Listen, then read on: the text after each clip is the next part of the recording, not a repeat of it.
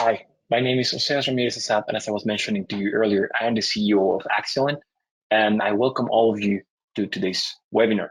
Um, Axion, we are a global consulting firm, and we focus on cultural transformation. We especially pay attention to how people think and how people behave in a way that makes it more conducive to attain business goals. And today we have a very special session because we will be talking about brain health.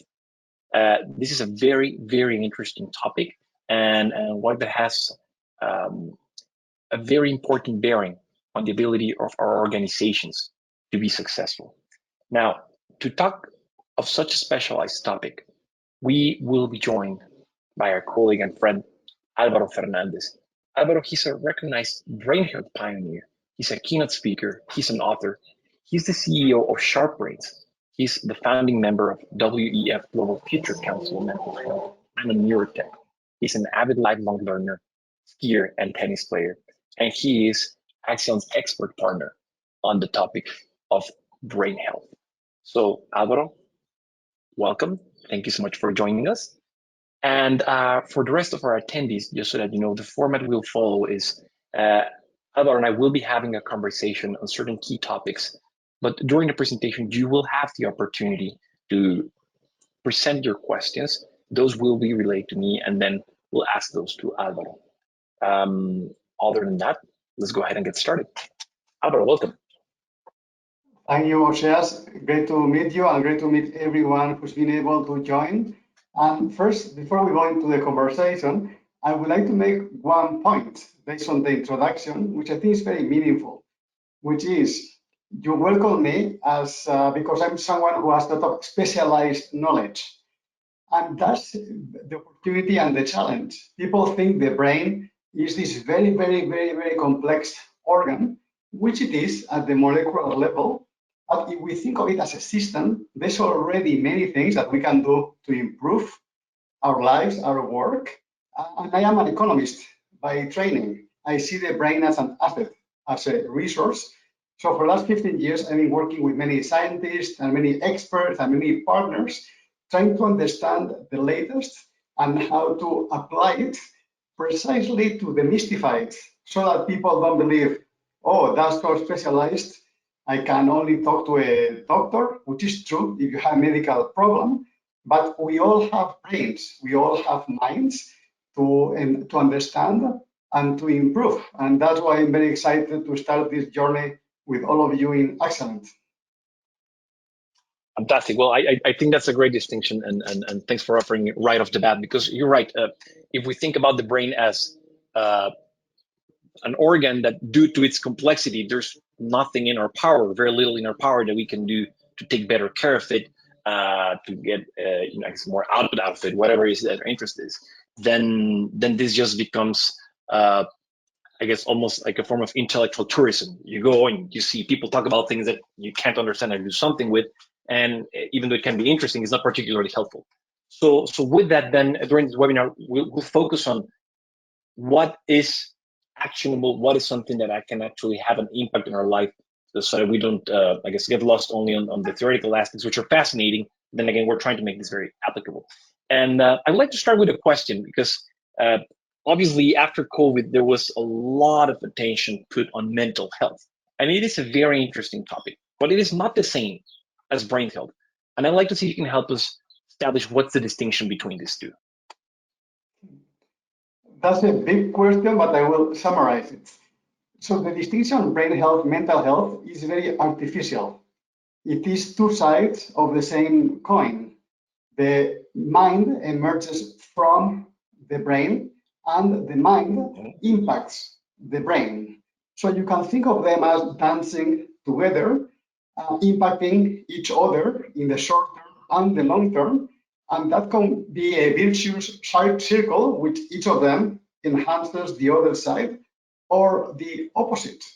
I mean, and just to be maybe a bit more clear in examples, if I'm being in a very high level of unregulated stress for weeks and weeks and weeks, not only that is impacting my, what people think is their mental health, but also their brain health, because it can lower the generation of new neurons called neurogenesis, and have other harmful events, which is impacting the structural functional brain, which then in the next day, next week, is going to make the problem even worse because the mind that comes from a harmed brain is worse. So often when we don't think of it in this way, we don't pay attention to the brain until it is too late.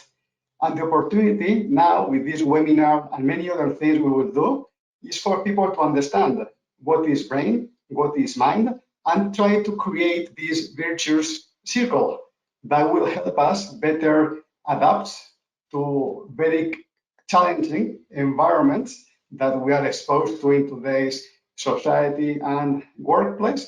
But that, in a sense, is the main distinction, which I insist is a bit artificial because truly is the same thing, but it's important to understand how important it is to pay attention to both aspects of it, mental health and brain health. Fantastic, thank you. No, that is helpful, and like you said, this the distinction can be a bit artificial, but I guess sometimes it helps just to separate even the scope of what we will be talking about, because I think many times when people think about mental health, and many times it leads us to connect with maybe topics of mental dis-ease, like when something's not right. So mental health sometimes it will refer to depression, anxiety, which are maybe the most common issues, and they are tremendously important, and they are obviously inextricably linked to brain health. But we can also talk about brain health in any other aspects that are outside the domain of these topics. So I think that's good to get that right at the get go. But let me make, I think, a point on what you just said, because even mental health, if we think of all these different problems, which are very real problems, and it's important to address them, when you analyze the science, you realize there are some underlying factors for many of these problems. And for example, a very common one is unregulated stress, which is why I talked about the stress earlier. So if we want to not only improve our functioning now, to make good decisions, to learn, to be in the moment, to pay attention to what you are saying, I can learn how to regulate stress. And that the same will help me delay or even prevent what we call mental health problems, because one of the underlying factors is unregulated stress that has been unregulated and harmful for long periods of time. So many of the times in this webinar, it's about getting a bit deeper into the labels that typically we give to things, because the science has evolved so much in 30, 40 years that workplaces, society, still we use very old labels and we don't pay attention to the underlying factors and how to improve them. And that's the opportunity. Fantastic, fantastic. Well, that makes sense. I'm still lingering a little bit of something you mentioned at the beginning of how the mind's something that emerges from the brain, and quite honestly, I'm super tempted of going there with you into this area of exploration, which is something that I'm really fascinated about, and I can imagine it evoked images of what I understood to be, I don't remember the name of this institute or series of talks that were being had by neuroscientists and Buddhist monks. I think the Dalai Lama chief amongst them, and they would be talking about the nature of the mind. And okay, that's an area of a lot of interest for me. But to your point, what can we do with this? So, as you were mentioning, for example, stress and some of the other factors related to our mental health and our brain health. One question that I think is very important is what is within our control? Because there are genetic factors, there are environmental factors, and especially the latter, there's not much we can do about them, and certainly the former as well. So, considering that, what are the things that we can focus on and have some agency on to have a positive impact on our brain health? So I love that question because that's the whole point of this effort and webinar and everything. If there was little control or little impact we could have, this would be what earlier you referred to as intellectual tourism, which is the starting point, but this is not at all what we are trying to do here. So we have much more control over our mental state, both in the short term and in the long term. And this is the starting point to understand that many things in our body are much more subject to either genetics or the environment. However, our cognition and the evolution of both our brain health and mental health depends much, much more on our daily activities, or our daily experiences, on our daily thoughts, on our daily decisions. So this, and you see this very clearly in different types of science, but in summary, both in the short term and the long term, you see more and more variability. Some people tend to evolve in a very, very nice way. Some people don't. And there's been a lot of study of, well, what are the factors that helps explain why some people evolve in a good direction, some not. Having said that, I think in the short term, we all have millions of priorities. So I would say in the short term, in the here and now and tomorrow and next week, maybe the starting point is, is just to understand the equipment we have so that we use it well. Imagine you are driving a car and you don't know how to brake, how to accelerate, what is this round thing that helps you steer. So you are going to be crossing, just because you don't know how to use the equipment you have in the car. So in the short term, many problems we see in the workplace is just because people don't understand that equipment we have, either at the level of the culture and the company and how that works, or even at the individual level. And just to give you one quick example that I know is very prevalent in today's companies is the idea of multitasking, right? So Mhm. everyone, many people think, wow, it's incredible. I can multitask and I can get 5 things done versus doing one thing. And so everyone has, or many people used to have the idea of multitasking is wonderful, let's do the more the better. And today we know that's not the case. It doesn't lead to productivity. And in fact, it leads to a lot of frustration and to a lot of draining of energy for no good purpose other than the illusion of productivity.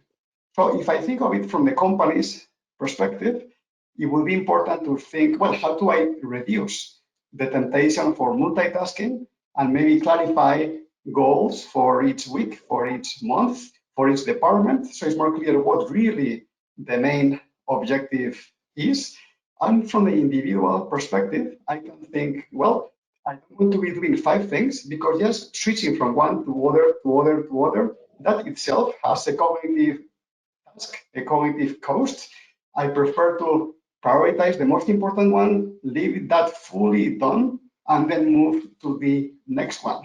So this is one example out of many, but my point is in the short term, we have a lot of control over how we use the equipment we have. And then what is, I think, even more exciting and more important now that we have more and more complex lives and complex jobs, and we want to, or we will need to keep working until our 50s, 60s, 70s in some capacity in a company or keep being productive in society with our families, ourselves, we have to be aware of ways to improve both brain health and mental health. And today we know we have much more control than ever thought possible. We know there's lifelong neurogenesis, the creation of new neurons, also in the adult brain, and how factors like physical exercise can enhance that. We know lifelong neuroplasticity, how flexible the brain itself remains to our experience. So if I spend the next 10 years, or even let's say 1 year, if the next 1 year I spend working at my peak level in a very supportive environment, meeting a very meaningful task, my brain is going to evolve in one way, which is going to support me and enhance me, different than if I spend the next year just watching television 10 years, 10 hours a day at home, or even in the workplace, doing a very repetitive task, trying to avoid any challenge. So again, back to your question, we have huge amounts of control, and that's precisely the opportunity. Okay, I'm following, but I like to challenge that a little bit. maybe from a different I perspective. could notice that in your facial expression. Awesome. I try to be very transparent. So, but let me clarify though, because this is obviously something you can't read from my expressions. So I'll say this. Uh, I guess I am in agreement with what you said. Where I have a question or a challenge is, okay, how much? Let me change the maybe the angle of the question, because it's different if I think about this as me, my brain, my work, versus if I think about this as a leader or somebody in charge of others. Um, and because in that case, it's not only my brain, I'm thinking about the brains of my entire organization, right? And how do we care of those? So I'll tell you something that I had to face a decade ago, and I even posted about this on LinkedIn. So yeah, roughly a decade ago, I was working in Silicon Valley for Cisco Systems, and had a fantastic role at that time. It's probably one of the most interesting things I've done. The challenge was, how do you take the top 2% talent of the company worldwide and accelerate their development? So we have a challenge, and suddenly we have the responsibility of taking care of this cohort of the top talent in the company. And we have, I would say, very substantial funding to solve for this problem. So it's almost like interesting problem, no constraints, figure it out. So to me, that's like a dream job. And when confronting the challenges that come from that opportunity, the one thing that stuck to me was Cisco Systems. Again, mind you, again, this was 10 years ago, but for more than 10 years, I don't even know when they started, let's say 2009, maybe 2008, Cisco was already a pioneer in web conferencing. They had WebEx as a solution. And quite honestly, the rest of the world didn't catch up as much until COVID. But for Cisco, doing calls like now we all do after COVID, Zoom, Teams, you name it, that was our day-to-day in WebEx. That was a lot of that. And one of the things that I noticed is when you're on a web conference call, the threshold for distraction is a lot lower versus when you are in a room with other people. You're in a room with other people, there's no computers, there's the walls. Maybe you can still get distracted, but it's easier to get back your center your attention because you're in an environment that is conducive for you to pay attention. Whereas when you're in your computer, yes, you're on WebEx, you're watching yourself in the webcam, and then there's the message that comes from whatever IM app you're utilizing. There's an email that comes, there's a notification, and there's always the temptation that you just like uh, control tabs key press away from moving to a different thing and then coming back.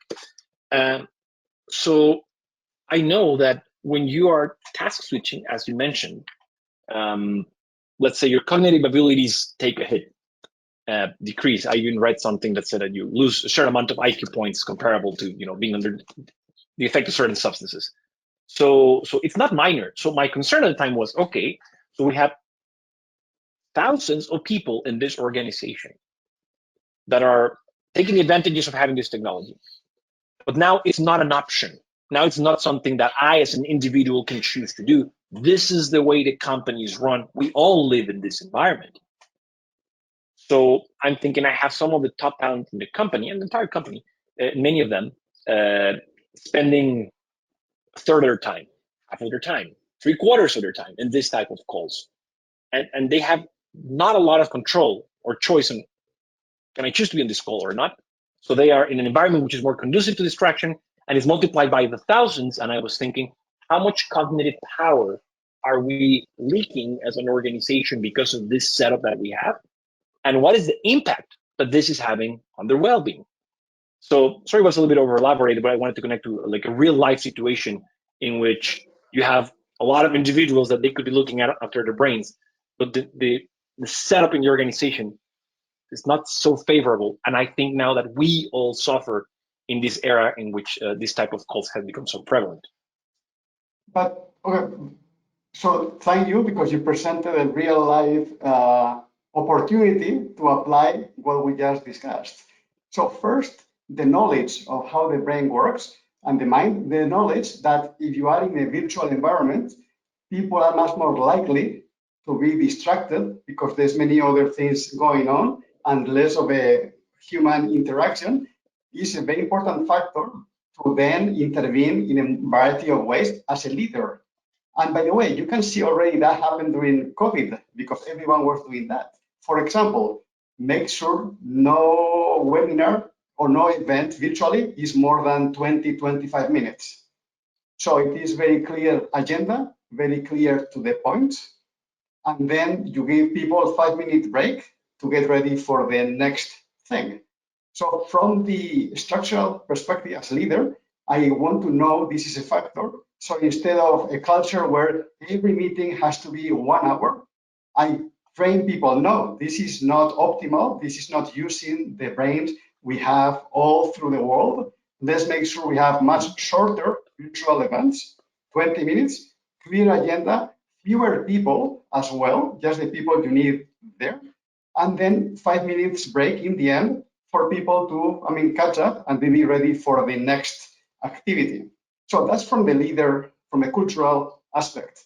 Now, from the individual and well-being aspect, I will say, well, you can complement that with activities such as mindfulness, meditation, that can help people improve that focus ability and reduce their distractibility.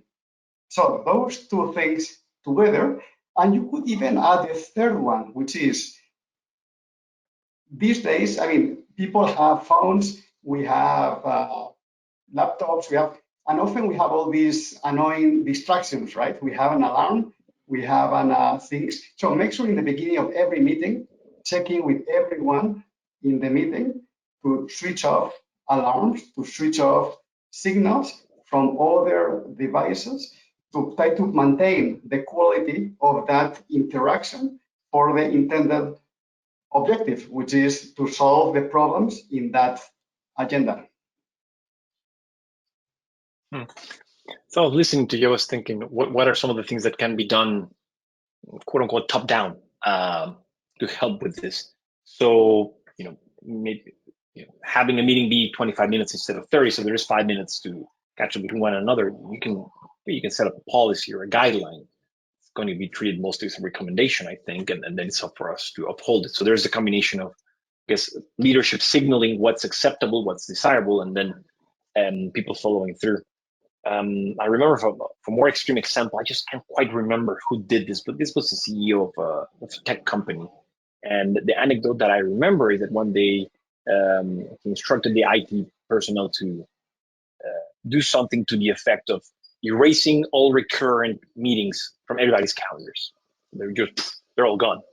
So if people wanted to set up those meeting spaces, they had to rethink, like, okay, which one that I had, do I really need this, etc. So it was almost like a reset starting from zero, instead of just being a default that people are trying to go back from.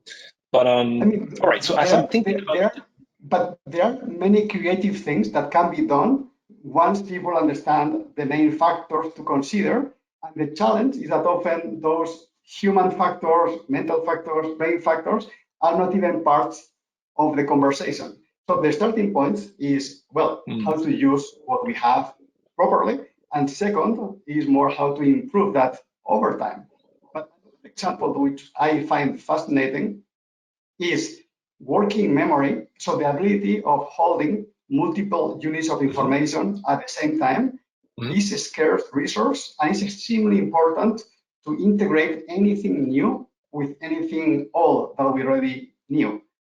So to simplify, let's imagine we have the average person has 5 to 7 units of information we can use to process. If I'm out of the 5 or 6, I'm allocating 1 or 2 to some random factor that is getting me stressed. Oh, I have to talk to my boss in a week.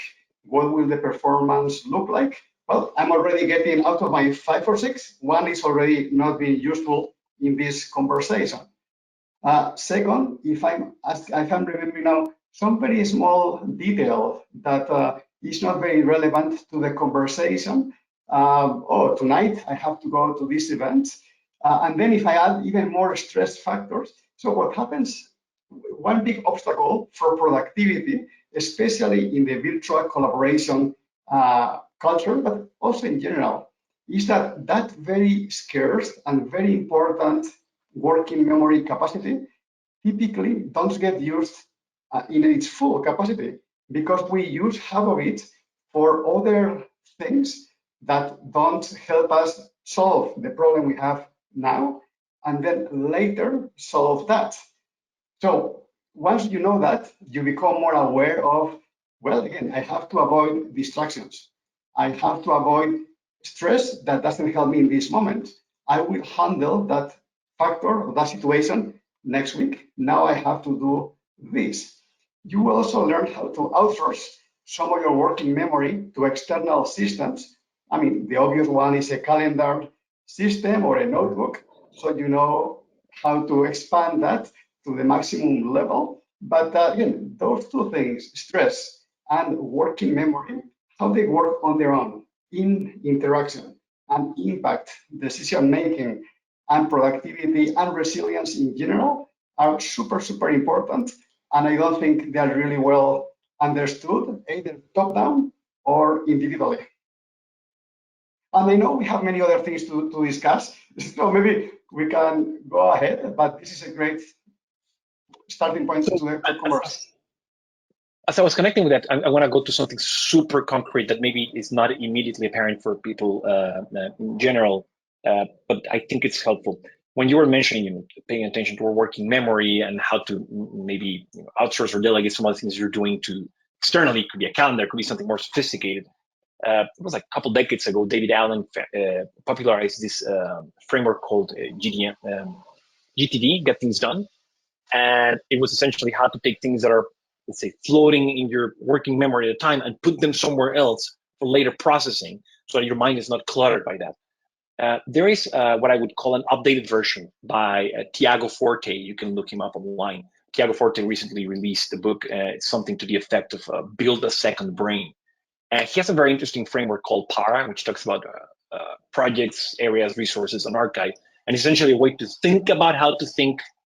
It's a framework to think about how to use digital means or others to do some of this outsourcing that you mentioned so you can better protect your working memory and your well-being. So I guess to your point, it's very important. And there's also rather sophisticated tools and frameworks to use it and make it super simple and streamlined once you understand. But it does require some work of thinking and preparing. How will I set this up so that it's more conducive for my brain health? So from there, I have a specific question of something that I know is a recurring issue, but I'd like to present that to you, and then I'd like to go and ask you about your brain as an asset model. But before brain as an asset, though, here's the question that comes to mind. Also, trying to connect with day-to-day issues. I think everybody watching this has experienced at some point some flavor of procrastination. Is this dread that you feel when you have to do something, and then you immediately start finding an excuse, preferably a defensible excuse, of why you should not start doing that and you need to do this other thing that sounds super urgent, and you just keep on kicking it for later. And I remember I first heard this from Adam Grant. I'm not sure where he got this from, but he was talking about procrastination as a problem of emotional regulation.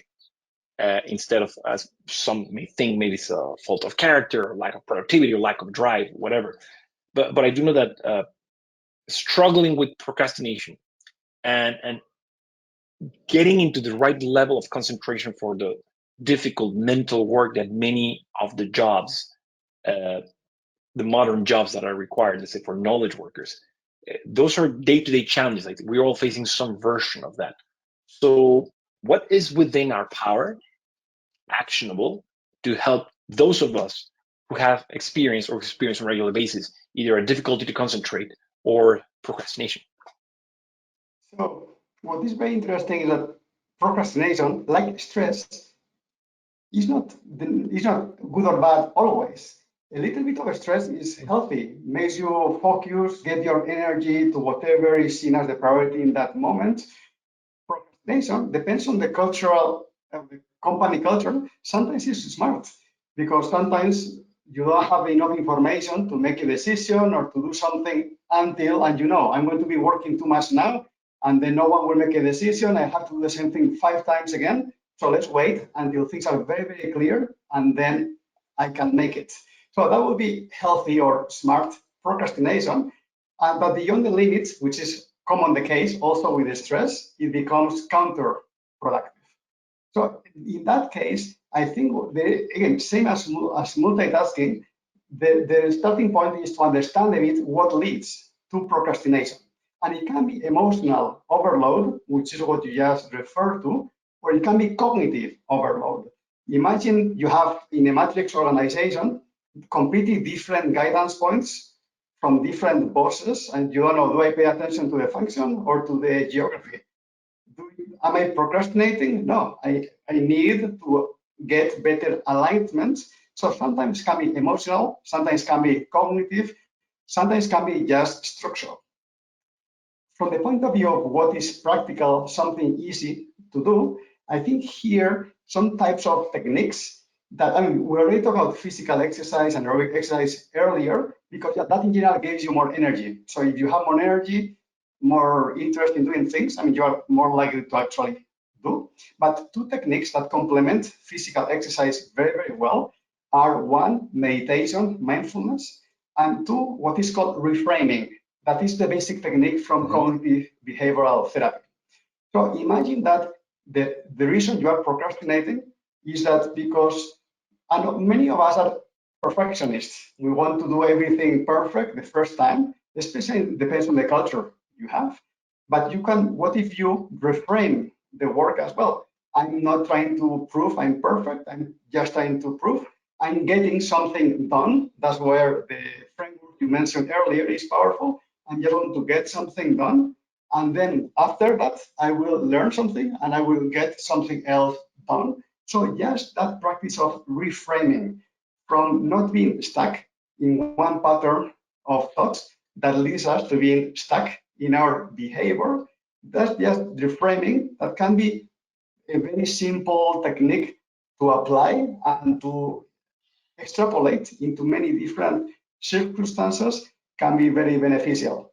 And I insist, what is very important for all these discussions is that the individual, we have a lot of things in our control. So no one can prevent me from reframing anything I want in my mind and in my behavior. But in order to be more powerful, it does also combine with the reframing at the team or corporate level. So maybe to clearly align the objectives, to clearly state this week, this month, this is truly the overriding guiding principle and priority. So you have too little conflicts, you know what to prioritize and what to do. So those two things, the individual and the team or cultural, reinforce each other or they kill each other. So it's very important to understand them and align them. There's one very interesting thing. I mean, since 100 years, since Ramon y Cajal, the Spanish neuroscientist, found out that the neuron was the main unit of the brain and the mental experience, we know a sentence called cells that fire together, wire together. So neurons that get engaged right this very second, when I'm saying the word second, second, second, all those neurons are getting connected, are firing to each other.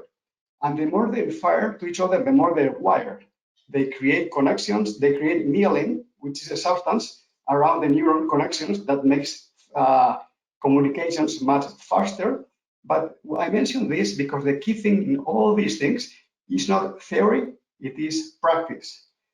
It doesn't help anyone if they go to a workshop on how bad procrastinating is, or even if they go to 50 of them, it doesn't help anything. If we start with even in some small examples, some small techniques that can be done at the individual level, and then we change some things at the team level and culture level that help that individuals practice that, and that practice also leads to more behaviors. So the constant practice is what's going to help either improve performance now and in the future, or continue to be stuck. All right, all right.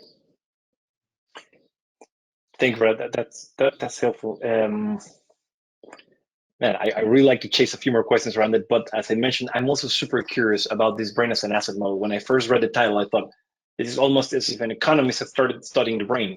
which is the case. So, can you please tell us about this brain as an asset and what do you think about this? Yeah. Well, first, let me correct myself because earlier in the beginning, I oversimplified. I mean, the mind emerges from the brain, obviously in connection with the body, right? If you have a dead brain, there's no mind emerging from there. But the point of the brain as an asset, which also simplifies it because it's the brain and the body and the connections and all these things. But the idea here, our effort is so typically companies have two very different types of initiatives in HR. One are more talent development, and ones are more called mental health.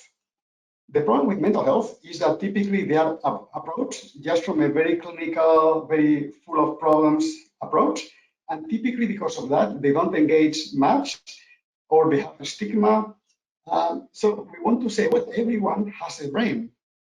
Everyone has that asset, same as we have cars, same as we have bank accounts, same as we have clothes. So let's everyone, not people with already have problems, let's improve their brain literacy and how to use that equipment, and again, how to improve that equipment over time. And the same thing from the talent perspective. So the talent perspective is more skill oriented, is more focused to improvement, which is great, but typically it's too detailed in the things they try to focus on, and they ignore some very core, very super important parts of the trunk. Imagine you are visualizing a tree, and you have the tree, they have the trunk, you have all the roots, and then you have the branches, and the leaves come from the branches. So a lot of talent development focuses a lot on the more visual aspect of the tree, the branches and the leaves, and they don't realize, well, that's very great, but are there things I can do to improve the health and the capabilities of that root system and the trunk, which then is going to result into healthier branches and also healthier acquisition of other branches or other skills. So the opportunity here by adding that layer of brain as an asset is trying to connect those two areas that typically don't really work with each other and offer them something very common that can help both of them. The talent from the better learning, more productivity and resilience, and the mental health from the point of view of everyone has a brain, everyone has learned how to drive a car.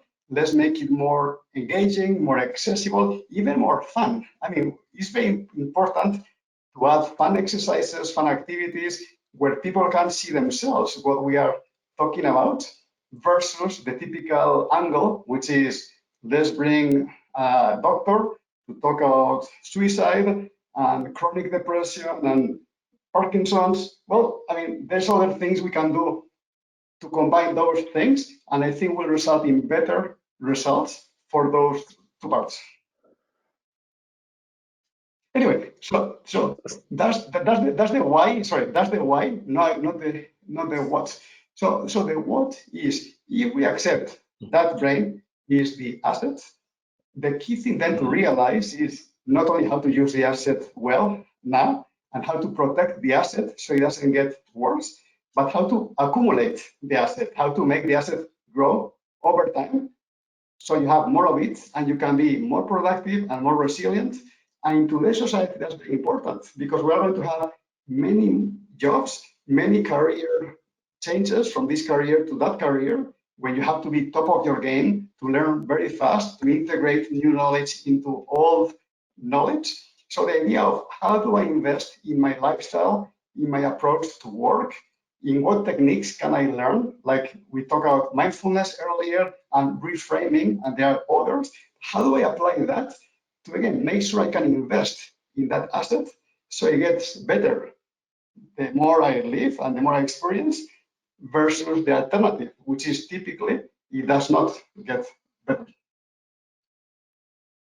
Okay, so I'm following you with this idea of understanding the brain as an asset and then treating it as such.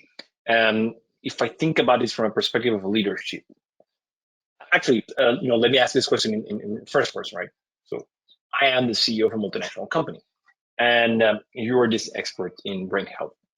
Um, if I could only dedicate my attention and resources to three priorities, three areas of actions, what would be the top three things you tell me as a leader? Pay attention to these three things when it comes to brain health for your team.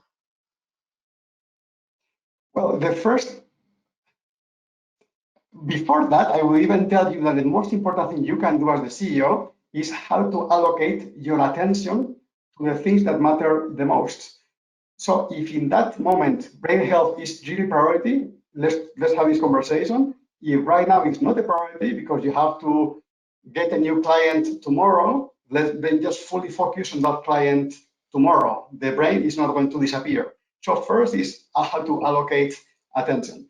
Now, when you are ready to say, now I'm ready to invest in brain health, I have some time, or this problem has already appeared, mental health, anxiety, procrastination, whatever it is, then the three main factors are the physical exercise, at least 2 or 3 hours a week. So whatever you do, make sure to protect time for at least, very least 2 hours of real cardio exercise a week. That has so much massive benefits that the marginal return, and that's why the asset metaphor works very well, the marginal return of 2 hours of physical exercise a week are better than any other thing you could imagine doing, from spending more time with your clients, to your team, to anything. You need to do that.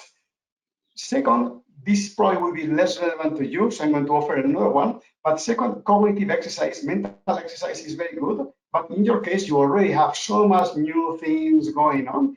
The only thing I would suggest, the second one, is to reframe it, to not see it as a problem, but see it as an opportunity. Well, I thank you for this beautiful, very tough client, because he or she is giving me the opportunity to exercise and improve my brain by trying to do my best to solve that problem.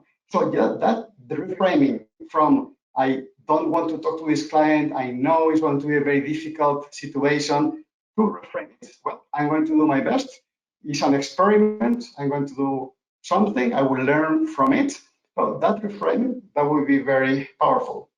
And the third one will be how to regulate stress.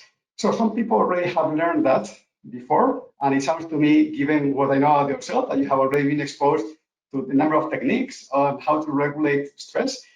Many people have not had that. They have many workshops on stress, but never truly practiced the basic techniques in a way that they already have mastered that toolkit and they can apply it in any context. So I assume you already have been exposed to, again, meditation, mindfulness, cognitive behavioral therapy, even dialectical theory, a number of toolkits.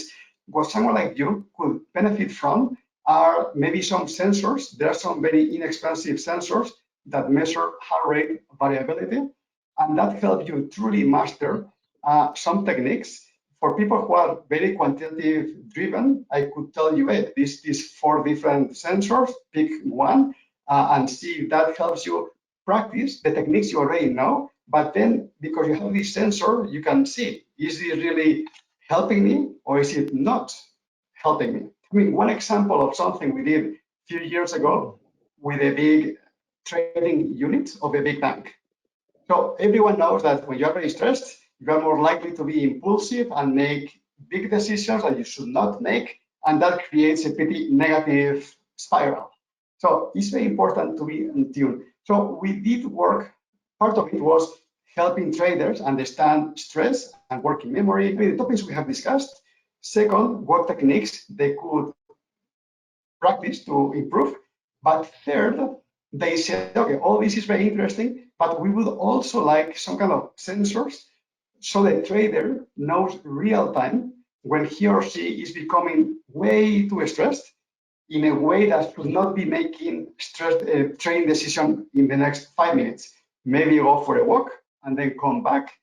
Maybe apply some mindfulness, go to the restroom, but just that visibility that of something that typically we don't realize until it is too late. Oh, I made that stupid mistake because I was too stressed or too frustrated in that moment.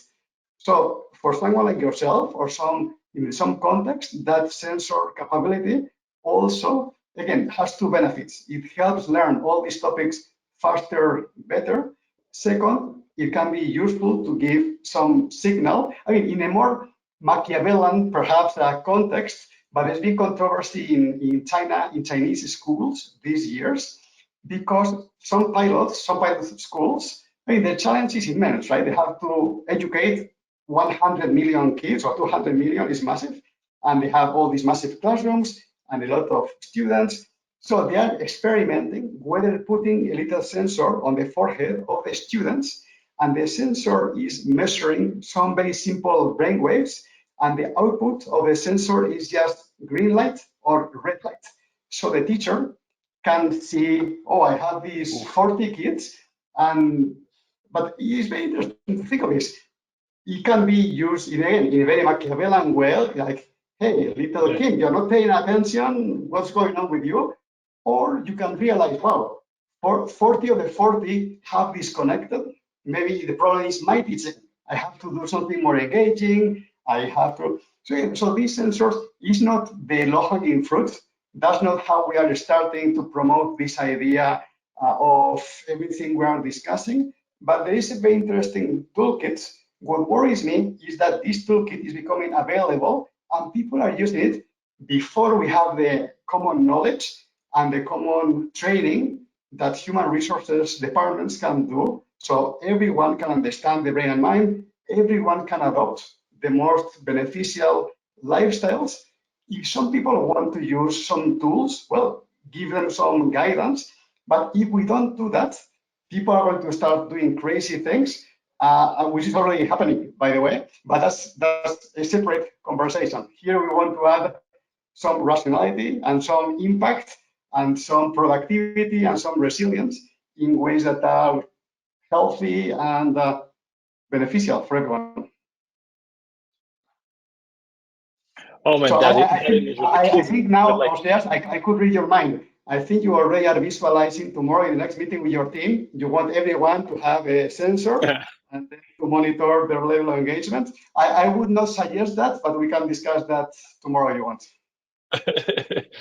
man, that would be dystopian management or dystopian leadership at its worst. Uh, Still super interesting nonetheless, but man, it is wow. So I was just thinking as you were mentioning this, and you briefly mentioned something about the traders.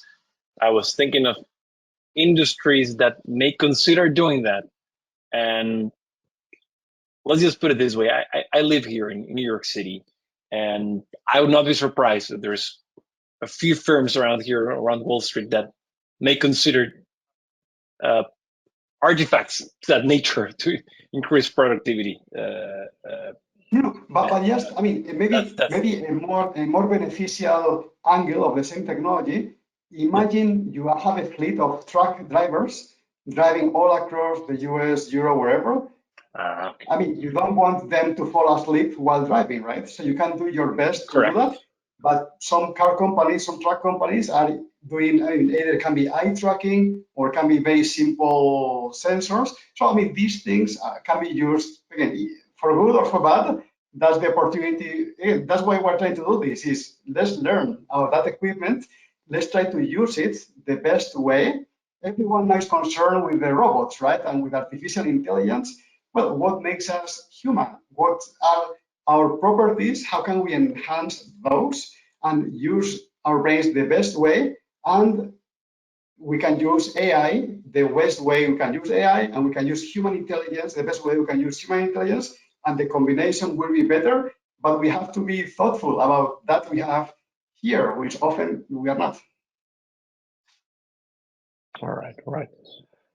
Oh, there's so many things that I like to explore with you, and we only have 10 minutes. So, if there are any questions for the audience, please make sure you drop them into the Q&A panel, and I'll get them and I'll relay them to Alvaro. In the meantime, as we wait for some of those questions to trickle in, I was wondering if you have any perspectives right now. I know this may be very preliminary. I'm just curious what you're thinking is about this. Let's say the intersection, the collision, or the combination of what we know about brain health and everything that we see is coming. from AI? I know AI is such a huge topic, but I've been involved in a lot of different conversations with our clients internally here in the company, et cetera. And I think for many of us as leaders, we're trying to form a point of view of what is the best way to leverage this powerful and inevitable technology that is already, surrounding us and is just growing at an exponential rate. But it begs the question: okay, is there a what's the connection, the impact, the precaution we need to take as these technologies evolve and brain health, if there's anything, or how do they empower each other? I think there's many, Yeah. many different angles to explore this. So the first clarification is that we use the word health in its proper definition, which is functions. So because typically people think health as the absence of disease, but no, brain health is Mhm, brain function. Okay. So given mhm, that clarification, I think the whole AI, what is going to create is a faster rate of change in the world. And when you mhm, have faster rates of change in the world, you as an individual will have to evolve faster. You have to learn faster. And what's the equipment that allows you to learn faster, to adapt faster? It is obviously the brain, which is why we have to keep it in top shape so that instead of going into a bad loop, as we described in the very beginning, of frustration, depression, what can I do? You go into a vicious cycle of, well, this is a new tool. How do I use it? How do I learn? I want to learn faster. I want to regulate my stress. So the topic of brain functions, brain health, mental fitness, I mean, there's many different words, but is what will help us be better prepared and equipped at the individual level to thrive mhm. in that context. Another example I like to give in talks is, imagine you are a professional surfer. You're a professional surfer, you love big waves. The bigger, the better. That's how what you enjoy. But if you are a beginner surfer, even a small wave would destroy you, right?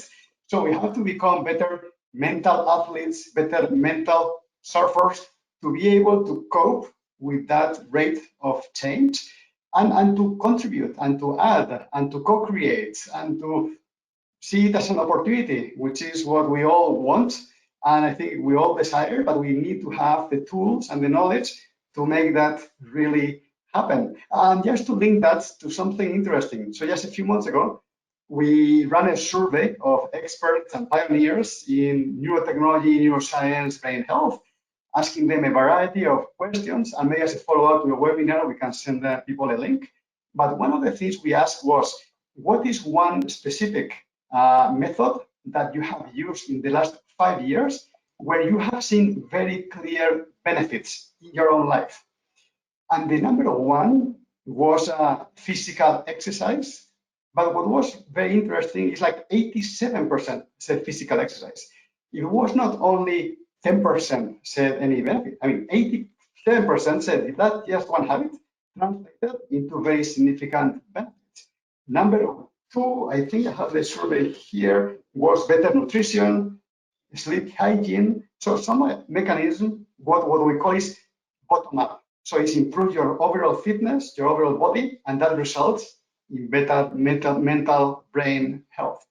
Some of the others were more top down, like meditation, like reframing, like biofeedback, we discussed earlier. What is very interesting that most people don't realize is that those mechanisms are very complementary. So if you already do physical exercise, maybe you have to try meditation or biofeedback. If you already do meditation, maybe you have to try do more physical exercise or sleep hygiene. So, but in summary to your question, this is extremely important topic and opportunity precisely because of the AI opportunity and threat. Perfect. Thank you. That's one thing that's going to be so good to explore. Well, we pretty much have only 3 minutes, and there's one final thing that I'd like to ask you, and then we wrap it up here. And for everybody joining us, you will be getting via email a link to the recording and some additional materials for your reference. But what would be other elements to consider in our brain health toolbox, other than the ones you mentioned, like the ones if you ask me, what have you gathered so far? I would say the importance of physical exercise, meditation, being mindful, being proactive about making sure that the way my day is set up, scheduling is conducive for me to have time for transitions, things of this nature. Is there anything else that you would like for us to take with ourselves as part of a toolbox or practices? There's a very good one. In Spanish, there's a saying that is, dime con quién vas y te diré quién eres. But the main point is choosing your socialization very carefully, choosing your colleagues the more you can, choosing your workspace, because your environment is going to reinforce all these good things we discussed, or it's going to be not reinforcing or harming this. So the social dynamics are extremely important. I mean, today, obviously, the brain is more individual. We focus on the individual, but the social dynamics, again, are extremely powerful, especially in workplaces. So try to choose, well, you are the leader, try to make sure the workplace is as healthy as possible and creates mechanism where people support each other to adopt these habits to work this right way. Or frankly, if I'm telling you as myself, Alvaro, I would be careful not to work in a toxic environment for too long because I know that's going to be harmful for me in the long term, and I will try to choose something else. So choose your colleagues, choose your work, choose your companies carefully, thinking as one of the many factors. Again, there's many factors, right, to choose where to work. One of them is this really protecting and improving my brain health, my mental health, so I stay happy and productive not only now, but 10 years from now, 5 years from now, 2 years from now, or not. So that social dynamics is the one that I wanted to offer as the last one to wrap everything we discussed. Okay, thank you. Well, as you know, this is something that I could really spend a lot more time having this conversation with you because there's so many paths and avenues I'm interested in exploring. But we're out of time, and I would really like to thank you for joining us today. And I hope this was as valuable for everybody who joined us as it was for me. And as I mentioned, as we close this session, you'll be getting a survey, and then you'll be getting an email where you get the additional information that'll help round up today's session. So, Alvaro, thank you so much. It's been such a pleasure. Have a great rest of your day. And you, everyone else, and everyone else.